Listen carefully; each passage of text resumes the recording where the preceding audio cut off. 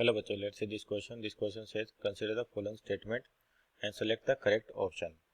तो पहला दे रखा है mechanical waves can travel without a medium.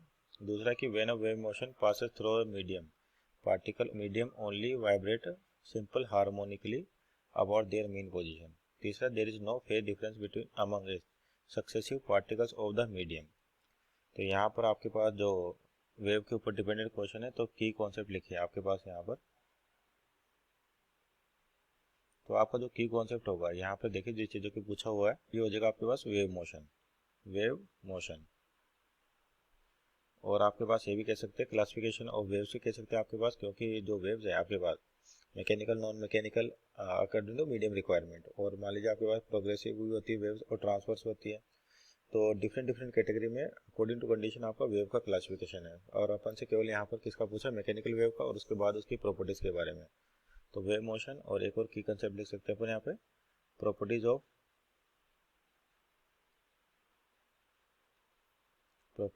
Wave motion.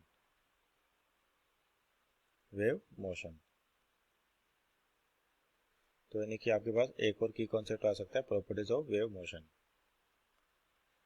तो यहाँ देखिए कि आपके पास जैसे पहला दे रखा है मैकेनिकल वेव्स। तो मैकेनिकल वेव्स क्या होती है, जिनको मीडियम की रिक्वायरमेंट होती है, और यहाँ पे लिखा कैन ट्रेवल विदाउट मीडियम, तो एक आपका गलत हो जाएगा। क्योंकि जो आपके पास मैकेनिकल वेव, जैसे आपके पास साउंड वेव्स होती हैं, एग्जाम्पल है साउंड वेव, ये मैकेनिकल वेव का एग्जाम्पल है। या अपन ले वेव इन स्ट्रिंग, ये भी क्या होती है आपके पास मैकेनिकल वेव होती है, क्योंकि इनको चलने के लिए मीडियम की रिक्वायरमेंट होती है। तो जैसे मान लिया आपके पास स्ट्रिंग है और एक जगह डिस्टर्बेंस जनरेट करे तो पार्टिकल्स क्या करते हैं, अपनी मीन पोजीशन पे वाइब्रेट करते हैं सिंपल हार्मोनिकली।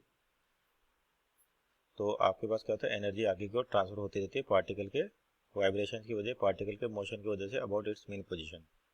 इस तरह से पार्टिकल वाइब्रेट करते रहते हैं आपके पास।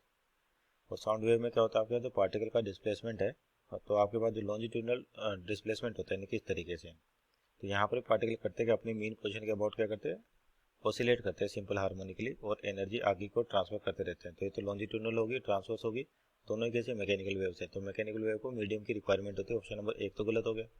दूसरा पूछा when a wave motion pass through medium particle of medium only vibrate simple harmonically about their mean position. तो ये आपका स्टेटमेंट ऐसे ही है। अगर मानते कहीं भी एनर्जी का लॉस नहीं है तो फिक्स है कि आपके जो पार्टिकल्स हैं अपनी मीन पोजीशन के अबाउट क्या करेंगे, ऑसिलेट करते रहेंगे, चाहे वो हॉरिजॉन्टल डायरेक्शन में करे या वर्टिकल करे।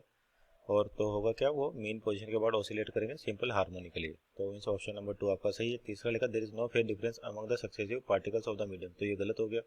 क्योंकि आपके पास क्या होता है, जैसे आगे की ओर जाएंगे तो वेव जो इक्वेशन लिखी जाती है बेसिकली वाई, तो ये दो का फंक्शन होती है, पोजीशन का भी होती है, टाइम का भी होता है। तो जनरली अपन लिखे Y equal to A sine omega T minus K X, plus भी आ सकता है, डिपेंड करता है आपके पास वेव किधर जा रही है किधर आ रही है। तो यहाँ पर दोनों फंक्शन होते हैं, टाइम भी आता है अपने पास, पोजीशन भी आती है।